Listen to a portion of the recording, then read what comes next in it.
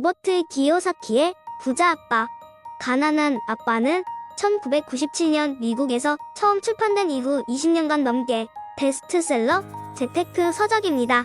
돈과 투자에 대한 남다른 시선과 세계관이 담긴 이 책이 이토록 오랜 시간 사랑을 받는 데에는 분명 이유가 있을 것입니다. 저자인 로버트 기요사키에게는 두 명의 아빠가 있습니다.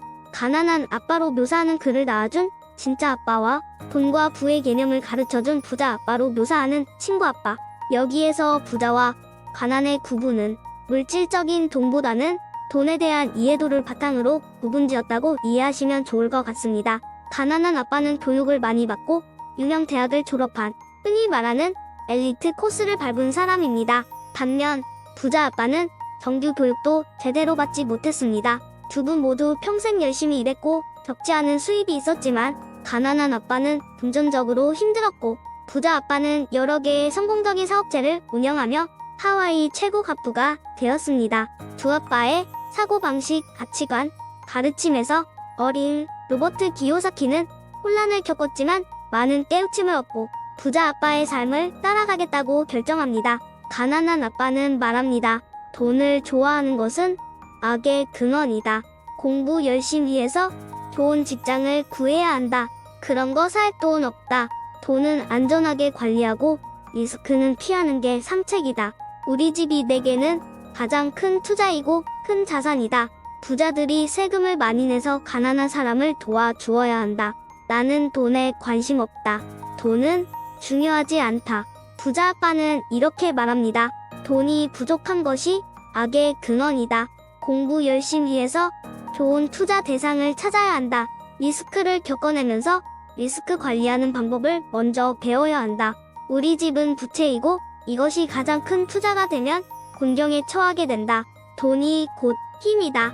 부자 아빠는 금융 지식의 중요성을 이해하고 알아야 한다고 가르치며 돈이 나를 위해 일하는 주체적인 삶을 살아야 한다고 말합니다. 대부분의 우리는 지금까지 가난한 아빠의 말처럼 돈에 관심 갖지 말고 열심히 공부해서 좋은 직업을 가져야 한다. 라는 교육을 받아왔습니다. 그러다 보니 자연스럽게 성인이 되어도 금융 지식 없이 살아가게 됩니다.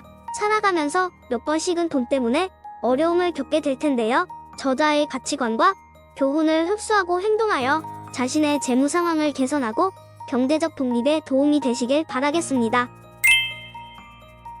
첫 번째 교훈. 부자들은 돈을 위해 일하지 않는다.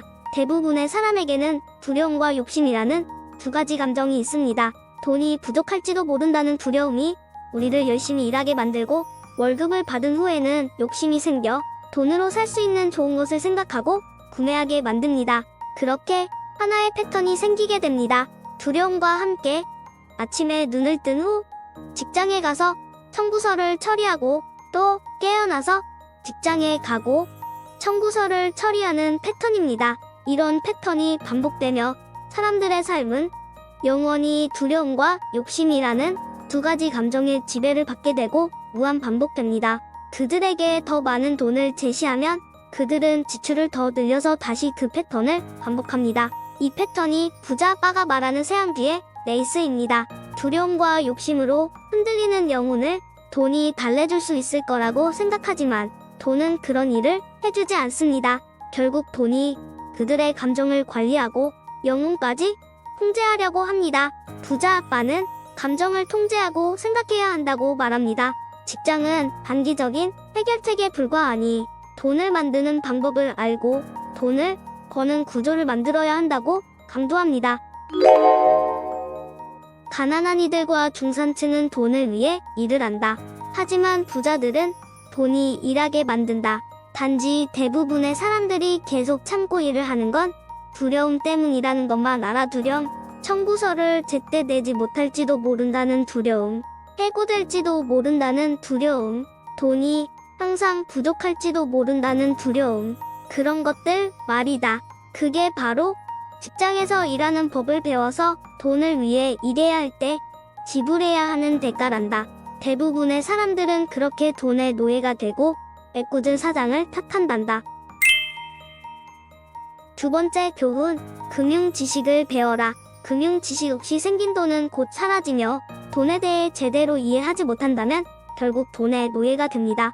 얼마를 버느냐보다 얼마나 모으고 보유하느냐가 중요합니다. 또한 자산과 부채의 차이를 이해하는 게 포인트입니다. 자산은 부동산 임대료나 주식의 배당 등 저작권료와 같이 내 주머니에 돈이 들어오는 것이고, 부채는 자동차 할부, 주택 융자금, 신용카드 할부금, 대출이자처럼 내 주머니에서 돈을 꺼내가는 것입니다. 대부분의 사람들이 집을 대출로 구매하고 이를 자산이라고 여기기 때문에 큰돈이 부채로 매달 나가면서 경제적으로 힘들어지고 다양한 기회를 놓치게 됩니다. 부자가 되려면 자산을 취득하고 부채를 줄여야 한다는 것을 명심하세요. 명품이나 외제차 대신 주식이나 부동산 등의 자산을 구매해야 합니다. 부자들은 자산을 취득하고 중산층은 부채를 얻으면서 그것을 자산이라고 여기며, 가난한 이들은 지출만 한다. 부자가 되려면 돈의 언어를 이해하는 능력인 금융지능을 키워야 한다. 세 번째 교훈, 부자들은 자신을 위해 사업을 한다. 세계 부자 순위를 나열해보면 모두 자신의 사업을 통해 부를 창출했습니다. 경제적인 어려움을 겪는 것은 사람들이 평생 다른 사람들을 위해 일하기 때문입니다. 많은 사람들이 그렇게 열심히 일하고도 결국에는 아무것도 갖지 못합니다. 내가 열심히 한 만큼 나에게 돌아오는 일을 해야 합니다. 이는 꼭 창업만이 아니라 자산 부분을 튼튼히 하는 것을 의미하기도 합니다. 진정한 자산이란 무엇이 있을까요? 내가 없어도 되는 사업. 내가 직접 일을 해야 한다면 그것은 사업이 아니라 내 직업이다. 주식과 채권, 수익을 창출하는 부동산, 지적 자산의 로열티, 그 외에 가치를 지니고 있고 소득을 창출하거나 시장성을 지닌 것. 자산에 투자한 돈이 직원이 되어 하루 24시간 당신을 위해 일하고 잠재적으로 미래 세대를 위해서도 일할 수 있다. 부자는 사치품을 마지막에 구매하는 반면 중산층과 가난한 이들은 사치품을 제일 먼저 구매하는 경향이 있다. 네 번째 교훈, 부자로 가는 길에 장애물은 무엇인가? 부자와 가난한 사람의 차이는 두려움을 다루는 방식에 있습니다. 대부분의 사람들에게 돈을 잃는 것에 대한 두려움과 고통이 부자가 되어서 느끼는 즐거움보다 크기 때문에 위험을 감수하지 않는 것입니다. 가난한 아빠가 말했던 나는 그럴 여유가 없다 라는 말은 슬픔과 무력감을 불러오고, 이는 더 이상 나아갈 수 없게 머리를 닫아버리게 하는 부정적인 말입니다. 같은 상황에서 부자 아빠가 말했던 내가 어떻게 그런 여유를 마련할 수 있을까? 라는 말은 가능성과 꿈을 불러오고 해결책을 찾기 위해 여러 가지 생각을 하게 하는 말입니다. 두려움, 냉소주의, 게으름, 나쁜 습관, 오만함을 컨트롤할 수 있어야 합니다. 나는 골프공을 잃어버린 적이 없는 골퍼는 만나보지 못했다. 시련을 당해보지 않고 사랑에 빠진 사람도 본 적이 없다. 한 번도 돈을 잃지 않고 부자가 된 사람 역시 만난 적이 없다. 다섯 번째 교훈, 부자가 되기 위해 해야 하는 것들. 잠시 멈춰서 무엇이 잘 되고 있는지, 안 되고 있는지 확인할 수 있게 지금 하는 일을 중단해보세요. 서점에 가서 다양하고 독특한 책을 찾아보며 새로운 아이디어를 찾아보세요. 내가 하고 싶은 일을 해낸 사람을 찾아보세요. 강의를 듣고 책을 읽고 세미나에 참석해보세요. 거래는 게임일 뿐입니다.